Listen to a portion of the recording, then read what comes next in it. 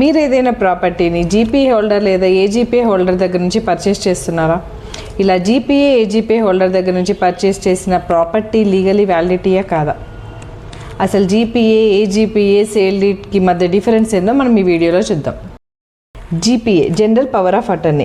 ఇందులో ఓనర్ వేరొక పర్సన్కి ఆ ప్రాపర్టీకి సంబంధించిన పవర్స్ మాత్రమే ఇస్తాడు. అంటే ఫర్ ఎగ్జాంపుల్ ఓనర్ అబ్రాడ్లో ఉన్నా లేదా ఏజ్డ్ పర్సన్ అయినా ఇంకేదైనా హెల్త్ ఇష్యూస్ ఉన్నా కూడా ప్రాపర్టీని మేనేజ్ చేయడానికి లేదా కోర్టులో ఏదైనా కేసెస్ ఫైల్ చేయడానికి నా ప్లేస్లో నువ్వు సైన్ చేయొచ్చు అని చెప్పేసి పవర్స్ మాత్రమే ఇస్తాడు.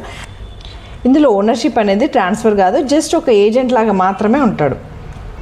నెక్స్ట్ ఏజీపీ అంటే agreement to sale and power of attorney రెండు వస్తాయి. ఇందులో మనీ ట్రాన్స్ఫర్ జరుగుతుంది కాబట్టి అగ్రిమెంట్ ఉంటుంది అండ్ జీపీఏ పవర్ కూడా వస్తుంది. కానీ టైటిల్ మాత్రం ట్రాన్స్ఫర్ కాదు కాబట్టి మీరు ఆ ప్రాపర్టీకి రియల్ ఓనర్ అవ్వలేదు. 2011లో సుప్రీంకోర్టు ఇచ్చిన జడ్జిమెంట్ ప్రకారం ఏజీపీఏ త్రూ మనం ఏదైనా ప్రాపర్టీని సేల్ చేసినా పర్చేస్ చేసినా అది లీగల్లీ ఇన్వాలిడ్ అవుతుంది. సో గుర్తుపెట్టుకోండి, ఏజీపీఏని చూసి మోసపోవద్దు. అలా పర్చేస్ చేసిన ప్రాపర్టీకి టైటిల్ రాదు అండ్ మీరు అసలు ఓనర్సే అవ్వరు. Next sale deed. ఇది సబ్ రిజిస్ట్రార్తో రిజిస్టర్ చేయబడిన డాక్యుమెంట్ కనుక దీనికి మీకు అబ్సల్యూట్ ఓనర్షిప్ అనేది వస్తుంది. Next cancellation of GPA and AGPA. అసలు జీపీఏ అండ్ ఏజీపీఏని క్యాన్సిల్ చేసుకోవాలా ఖచ్చితంగా? అసలు ఎవరు చేస్తారు ఈ క్యాన్సిలేషన్? ఒకవేళ క్యాన్సిల్ చేసుకోకపోతే నెక్స్ట్ ఏం జరుగుతుంది? జీపీఏ క్యాన్సిలేషన్ అనేది ఓనర్ ఎప్పుడు అనుకుంటే అప్పుడు చేసుకోవచ్చు.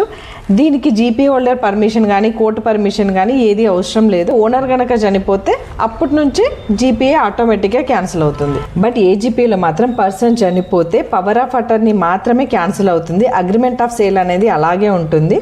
వాళ్ళ లీగల్ హెయిర్స్ కంటిన్యూ చేయొచ్చు ఆర్ క్యాన్సిల్ చేసుకోవచ్చు. బట్ ఏజీపీఏ మాత్రం కొన్ని పర్టికులర్ కేసెస్లో మాత్రమే ఓనర్కి క్యాన్సిల్ చేసే రైట్స్ వస్తుంది. అవి ఏంటి అంటే బయర్ ఫుల్ కన్సిడరేషన్ పే చేయకపోయినా, అగ్రిమెంట్లో రాసుకున్న టర్మ్స్ని వైలేట్ చేసినా, అంటే టైం లిమిట్ క్రాస్ చేయడం, కండిషన్స్ బ్రేక్ చేయడం, ఫాల్స్ ప్రామిసెస్ అండ్ చీటింగ్ చేయడం, ఇలా చేస్తే ఓనర్కి అగ్రిమెంట్ని క్యాన్సిల్ చేసే రైట్ వస్తుంది. అగ్రిమెంట్ ఆఫ్ సేల్లో మాత్రం మీరు క్యాన్సిలేషన్ అనేది కంపల్సరీ చేసుకోవాలి. అలా చేసుకుంటేనే ఆ ప్రాపర్టీని మీరు వేరే పర్సన్కి సేల్ చేయొచ్చు. లేదంటే బయర్ మళ్ళీ స్పెసిఫిక్ పర్ఫార్మెన్స్ సూట్ ఫైల్ చేయడం, మ్యూటేషన్, రెవెన్యూ ఇష్యూస్ ఇవన్నీ ఫేస్ చేయాల్సి వస్తుంది. మీరు ఏజీపీ అండ్ జీపీఏని రిజిస్టర్ చేసినా కూడా ఆ పర్సన్కి ఓనర్షిప్ రైట్స్ మాత్రం రావు. సో రిజిస్ట్రేషన్ అనేది కంపల్సరీ మాత్రం కాదు, జస్ట్ ఫర్ ఎవిడెన్స్ అండ్ కోర్టులో ప్రూఫ్ కోసం మీరు యూస్ చేసుకోవచ్చు. Keep follow and share my videos.